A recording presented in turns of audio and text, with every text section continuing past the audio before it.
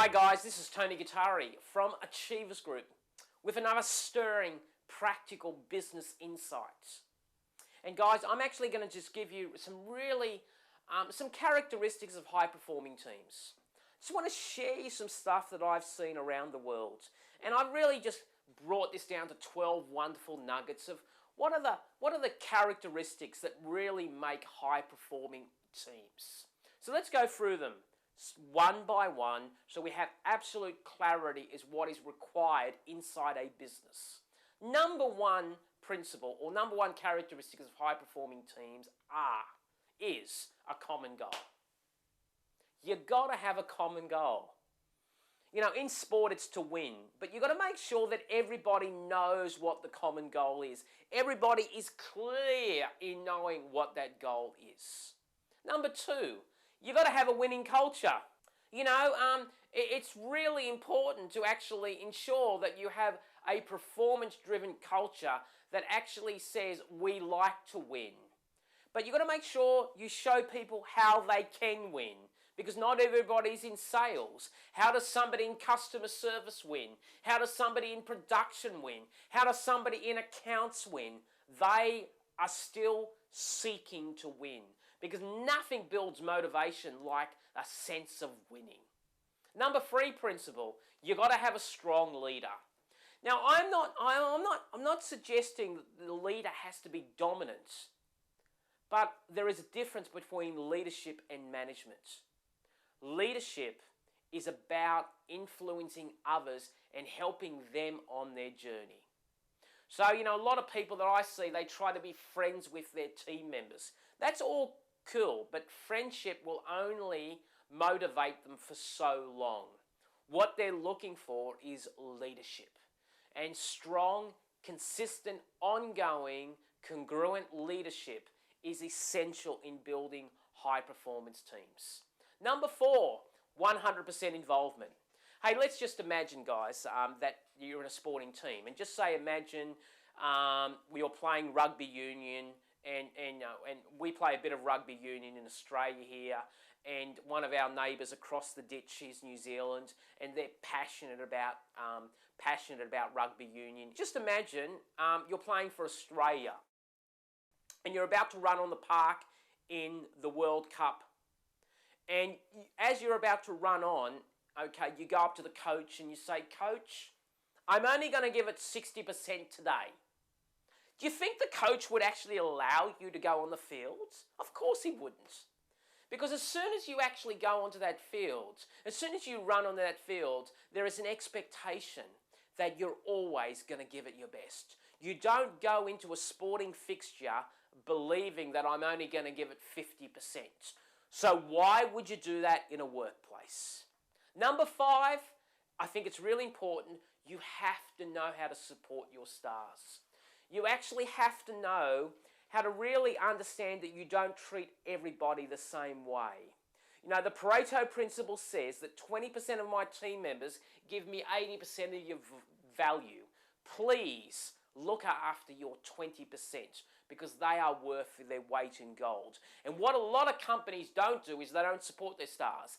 In fact, the people that they look after are the ones that complain, and the people that don't complain leave because they don't feel appreciated. Isn't that insane? So please support your stars. Number six, flat salaries equals flat performance. I have no doubt that if you have flat salaries, people will do as much as possible just to keep their job. They won't do anything more because there is no reason for them to want to change their behavior, because they're actually saying to themselves, why should I try so hard? I'm going to get paid exactly the same amount of money irrespective of how hard I try. So it's really important to actually have a performance structure where you're challenging them to change their behavior and you reward them for those results. Number seven, have very simple incentive programs. I'm a firm believer that incentive programs, especially in your team, have to be understood. They have to be acted upon. They have to be clear.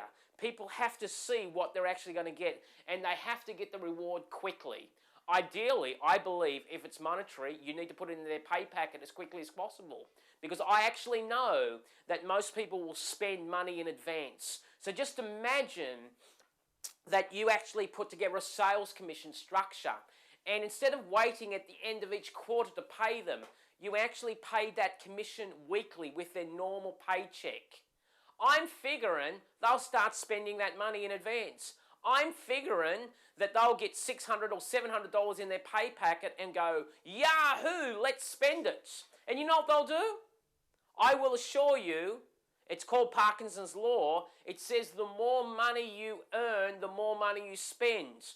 So they basically have to maintain that income in order to maintain the new lifestyle that they've just bought into. It is insane. It is amazing. I've seen this work around the world. So please have a simple incentive program, but please, if it's monetary, get it into their pay packet as quickly as possible, because you will see a fundamental shift in behavior. Number 8, you've got to support risk takers. You know, risk takers are a bit like a sporting team. They break the game. They can't be sometimes coached. They have a natural talent and gift. And don't beat them up when they make a mistake, because they occasionally will make a mistake, because if you're looking for success, there is also the possibility of failure. And what you've got to do is encourage risk takers. You've got to allow them the opportunity within a structure to really blossom, to think outside of the squares, to be entrepreneurs. And don't destroy them. A lot of people come to me and say, our people aren't thinking. Our people aren't thinking and being proactive. And then I sit with their leaders, and all that I hear is how they criticize people. All that I hear is how they tear them apart when they do make a mistake. Now, to be honest, you're actually not going to be motivated to take risk if your organization doesn't support you. In fact, doesn't support you, it actually punishes you for taking risks. Number 9, I think you've got to train people in all areas. I think you've got to train them in every single area. I think you've got to make training entertaining. I think it's got to be a constant process of developing their muscle. You know, a lot of people say to me, well, Tony, we can't train our people because, you know, it's going to cost us so much money.